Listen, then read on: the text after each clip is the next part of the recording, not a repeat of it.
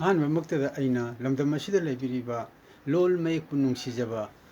ꯑꯍꯜ ꯂꯃꯟ ꯃꯔꯨꯞ ꯃꯄꯥꯡ ꯏꯃꯥ ꯏꯕꯦꯟ ꯁꯥꯇ꯭ꯔ ꯁꯥꯇ꯭ꯔꯤ ꯃꯍꯩꯔꯣꯏ ꯈ꯭ꯋꯥꯏ ꯈꯨꯗꯤꯡꯃꯛꯄꯨ ꯀꯣꯛꯅꯣꯅ ꯈꯨꯔꯨꯝꯖꯕꯔꯤ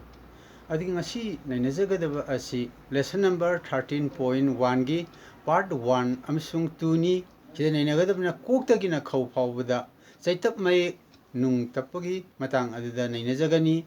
ꯑꯗꯨꯅ ꯃꯅꯤꯄꯨꯔꯒꯤ ꯋꯥꯡꯃꯗ ꯂꯩꯈ꯭ꯔꯕ ꯏꯆꯤꯟ ꯏꯅꯥꯎ ꯂꯣꯜ ꯃꯌꯦꯛꯄꯨ ꯅꯨꯡꯁꯤꯖꯕ ꯈꯨꯗꯤꯡꯃꯛꯄꯨ ꯑꯩꯍꯥꯛꯅ ꯏꯀꯥꯏ ꯈꯨꯝꯅꯕ ꯎꯠꯆꯔꯤ ꯑꯗꯨꯗꯤ ꯑꯩ ꯍꯧꯖꯤꯛ ꯂꯦꯁꯟ ꯅꯝꯕꯔ 13.1ꯒꯤ ꯀꯣꯛꯇꯒꯤꯅ ꯈꯧ ꯐꯥꯎꯕꯗ ꯅꯨꯡ ꯇꯞꯄꯒꯤ ꯃꯇꯥꯡ ꯑꯁꯦ ꯑꯩ ꯃꯊꯪ ꯄꯥꯊꯖꯔꯛꯀꯦ ꯂꯥꯇꯝ 13.1 ꯅꯨꯡ ꯁꯤꯖꯤꯟꯅꯕ ꯁꯔꯨꯛ 1 ꯂꯦꯁꯟ ꯅꯝꯕꯔ 13.1 ꯅꯨꯡ ꯁꯤꯖꯤꯟꯅꯕ ꯄꯥꯔꯠ 1 ꯃꯁꯤꯗ ꯂꯩꯔꯤꯕꯁꯤꯅ ꯀꯣꯛꯇꯒꯤꯅ ꯈꯧ ꯐꯥꯎꯕꯅꯤ ꯁꯤꯗ ꯂꯩꯔꯤꯕꯁꯤꯅ ꯃꯄꯨꯡ ꯃꯌꯦꯛ ꯀꯣꯛꯇꯒꯤꯅ ꯈꯧ ꯐꯥꯎꯕꯗꯨ ꯏꯪꯂꯤꯁ ꯑꯃꯁꯨꯡ ꯃꯤꯇꯩ ꯃꯌꯦꯛꯇ ꯀꯔꯝꯅ ꯄꯥꯒꯗꯒꯦ ꯍꯥꯏꯕꯗꯨ ꯏꯕꯅꯤ ꯁꯤꯗ ꯂꯩꯔꯤꯕꯁꯤꯅ ꯆꯩꯇꯞ ꯃꯌꯦꯛ ꯅꯨꯡ ꯑꯗꯨꯅꯤ ꯁꯤꯗ ꯂꯩꯔꯤꯕꯁꯤꯅ ꯆꯩꯇꯞ ꯃꯌꯦꯛ ꯅꯨꯡ ꯏꯪꯂꯤꯁꯇ ꯈꯣꯟꯊꯣꯛꯀ ꯂꯣꯏꯅꯅ ꯏꯕꯗꯨꯅꯤ ꯁꯤꯗ ꯂꯩꯔꯤꯕꯁꯤꯅ ꯃꯄꯨꯡ ꯃꯌꯦꯛꯇ ꯀꯣꯛꯇꯒꯤꯅ ꯈꯧ ꯐꯥꯎꯕꯗ ꯅꯨꯡ ꯇꯞꯄꯗꯨꯅꯤ ꯌꯦꯛ ꯏꯊꯪ ꯊꯪꯕꯗ ꯂꯩꯔꯤꯕ ꯑꯁꯤꯅ ꯀꯣꯛꯇꯒꯤ나 ꯈꯧ ꯐꯥꯎꯕꯗ ꯅꯨꯡ ꯇꯞꯄꯒ ꯄꯥꯕꯒꯤ ꯃꯑꯣꯡ ꯑꯗꯨꯅꯤ ꯑꯗꯨꯗꯤ ꯑꯩ ꯍꯧꯖꯤꯛ ꯉꯁꯤ ꯅꯩꯅꯒꯗꯕ ꯂꯦꯁꯟ ꯅꯝꯕꯔ 13.1ꯒꯤ ꯄꯥꯔꯠ 1 ꯑꯃꯁꯨꯡ 2 ꯁꯤꯡ ꯑꯁꯦ ꯃꯊꯪ ꯄꯥꯊꯖꯔꯛꯀꯦ ꯑꯗꯨꯒ ꯑꯩꯈꯣꯏ ꯆꯦꯅꯦꯜ ꯑꯁꯤꯒꯤ ꯃꯃꯤꯡꯅ ꯀꯣꯛꯇꯒꯤꯅ ꯈꯧ ꯐꯥꯎꯕ ꯅꯩꯅꯒꯗꯕ ꯆꯦꯅꯦꯜ ꯑꯁꯤꯒꯤ ꯃꯃꯤꯡꯅ ꯃꯅꯤꯄꯨꯔ ꯂꯦꯡꯒ꯭ꯋꯦꯖ ꯐꯤꯆꯔ ꯍꯥꯏꯕꯅꯤ ꯑꯩꯍꯥꯛꯀꯤ ꯏꯃꯤꯡꯅ ꯉꯥꯡꯈꯝ ꯄ꯭ꯔꯦꯃꯦꯁꯣꯔ ꯑꯗꯨꯗꯤ ꯑꯩ ꯍꯧꯖꯤꯛ ꯃꯊꯪ ꯄꯥꯊꯖꯔꯛꯂꯒꯦ ꯀꯣꯛ ꯅꯨꯡ ꯀꯪ ꯁꯝ ꯅꯨꯡ ꯁꯝ ꯂꯥꯏ ꯅꯨꯡ ꯂꯪ ꯃꯤꯠ ꯅꯨꯡ ꯃꯪ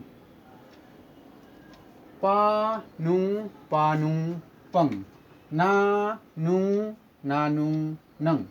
ꯆꯤꯜ ꯅꯨꯡ ꯆꯪ ꯇꯤꯜ ꯅꯨꯡ ꯇꯪ ꯈꯧ ꯅꯨꯡ ꯈꯪ ꯑꯗꯨꯗꯤ ꯍꯧꯖꯤꯛ ꯃꯊꯪꯗ ꯑꯃꯨꯛ ꯇꯞꯅ ꯏꯪꯅ ꯑꯃꯨꯛꯀ ꯍꯟꯅ ꯄꯥꯊꯖꯔꯛꯀꯦ ꯀꯣꯛ ꯅꯨꯡ ꯀꯪ ꯁꯝ ꯅꯨꯡ ꯁꯪ ꯂꯥꯏ ꯅꯨꯡ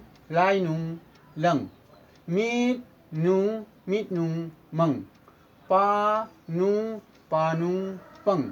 ꯅꯥ ꯅꯨꯡ ꯅꯪ ꯆꯤꯜ ꯅꯨꯡ ꯆꯪ ꯇꯤꯜ ꯅꯨꯡ ꯇꯪ ꯈꯧ ꯅꯨꯡ ꯈꯪ ꯑꯗꯨꯒ ꯌꯦꯠ ꯏꯊꯪ ꯊꯪꯕꯗ ꯂꯩꯔꯤꯕ ꯄꯥꯒꯗꯕꯁꯦ ꯑꯃꯨꯛ ꯍꯟꯅ ꯄꯥꯊꯖꯔꯛꯀꯦ ꯑꯗꯨꯗꯤ ꯌꯦꯡꯕꯤꯌꯨ ꯀꯣꯛ ꯅꯨꯡ ꯀꯪ ꯀꯣꯛ ꯅꯨꯡ ꯀꯪ ꯁꯝ ꯅꯨꯡ ꯁꯪ ꯁꯝ ꯅꯨꯡ ꯁꯪ ꯂꯥꯏ ꯅꯨꯡ ꯂꯪ ꯃꯤꯠ ꯅꯨꯡ ꯃꯪ ꯄꯥ ꯅꯨꯡ ꯄꯪ ꯅꯥ ꯅꯨꯡ ꯅꯪ ꯆꯤꯜ ꯅꯨꯡ ꯆꯪ ꯇꯤꯜ ꯅꯨꯡ ꯇꯪ ꯇꯤꯜ ꯅꯨꯡ ꯇꯪ ꯈꯧ ꯅꯨꯡ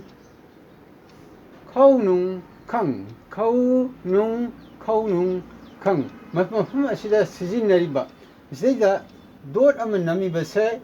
ꯂꯨꯝꯅꯤ ꯏꯅꯞꯇ ꯔꯥꯏꯖꯤꯡ ꯇꯣꯟ ꯑꯃꯁꯨꯡ ꯂꯦꯕꯦꯜ ꯇꯣꯟ ꯑꯣꯐ ꯏꯅꯞ ꯍꯥꯏꯗꯤ ꯏꯅꯞꯀꯤ ꯔꯥꯏꯖꯤꯡ ꯇꯣꯟ ꯅꯠꯇ꯭ꯔꯒ ꯂꯦꯕꯦꯜ ꯇꯣꯟ ꯑꯣꯏꯒꯅꯤ ꯑꯗꯨꯒ ꯃꯊꯪꯗ ꯑꯃꯨꯛ ꯑꯦꯗ ꯃꯊꯛꯇ ꯍꯥꯞꯄꯤꯕ ꯆꯈꯩ ꯑꯃ ꯆꯤꯡꯂꯤꯕꯁꯤꯅ ꯔꯥꯏꯖꯤꯡ ꯇꯣꯟ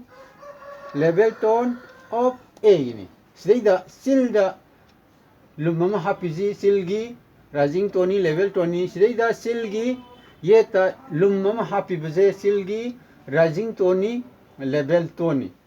ꯑꯗꯨꯗꯤ ꯑꯩ ꯍꯧꯖꯤꯛ ꯃꯊꯪꯗ ꯄꯤꯔꯤꯕ ꯈꯨꯗꯝꯁꯤꯡ ꯑꯁꯦ ꯀꯣꯛꯇꯒꯤꯅ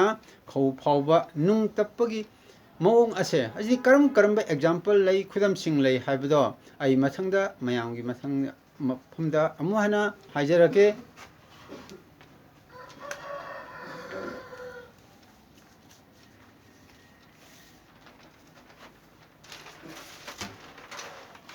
ꯑꯗꯨꯗꯤ ꯌꯦꯡꯉꯣ ꯁꯤꯗꯩꯗ ꯃꯊꯪ ꯄꯤꯔꯤꯕ ꯈꯨꯗꯝꯁꯤꯡ ꯑꯁꯦ ꯏꯪꯂꯤꯁꯇ ꯏꯗꯨꯅꯁꯨ ꯂꯩꯔꯦ ꯑꯗꯨꯗꯤ intang mathang hajarake latam 13.1 nung sinaba saruk tu lesson number 13.1 nung sinaba part 2 sida nung ase ng ga manal sida koktagina khawbawa nung tape sididina koktagina khawbawa nung takibase English ta mataw koram tawduna pagadagi khonthok to kadagi haibdo masleida uli somda leiribasina kokta gina khawbawda nung tapagi example singado mitai mayekta iba mitai longi manipuri lolgi wahaini somda leiribasina English ta ithokpa khonthok ado mathang ithorpani sida leiribasina English ta kari meaning artha phongdokpagi haibdo mathang uli aduna ai hauji mathang pathajarak lage kok nung kang sam ina sida lumma hape sida kangsi bel gong sam nung sangchangna adi obviously clear adi yamna mayek sengna ubaduni sangchangna harise sina khonthokduni ada obviously clearly haba masangda lai nung lang English tana asuna khontoe masangda thread adi lang no masangda meat nung mang adi mangra sweet potato masangda pa nung pang adi pangkha pen masangda mu makayung pajarake na nung nangba por sil nung sang adi sangbi a species of plantain adi laphugi pambi makhal amani sida lum hapije sida double e ga mana hale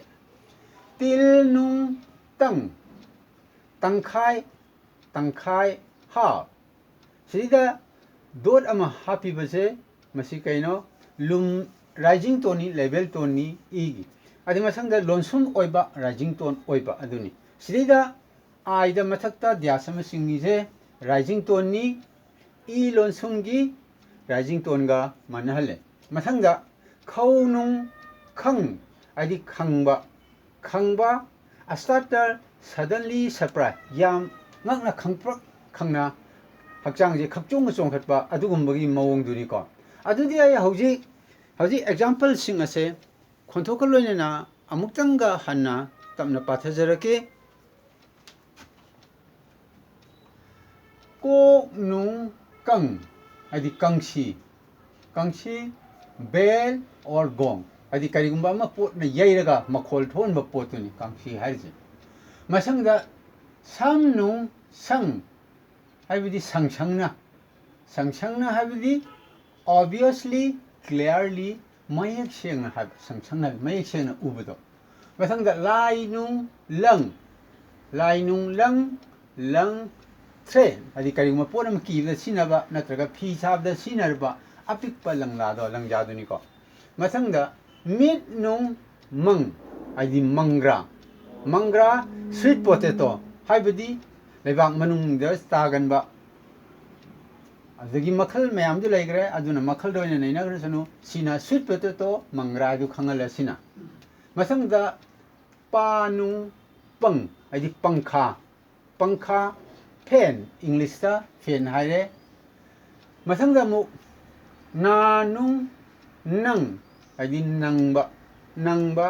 por adi lairba sanu sapai da adugumba anangba mido aduni por haji karim por ma haidabadi nate ko por di anangba mido masangda silnung sangbi a species of plantain adi sangbi habdi karino laphu pambi makhal amani sangbi habsi mathangda tilnung tangkhai hal masangda khaunung khang adi khangba starter suddenly surprise hadi yamna ngak pa hai tare khudakta adu mani mathangda samsida mathakda dot am hape masiga kariga mana hale s ice ka mana hale adu srida mu aizida mathakta dyas am singi bise srida singi bise masina srida e lonsumgi aru makhangna bani rising tone ni srida sam da mathakta dot am hapa masilum oina sina banate sam srida lumama hapaga s ka mana hale srida kanghi ha matamda ada english tana double e ga mana han ba ha tare ko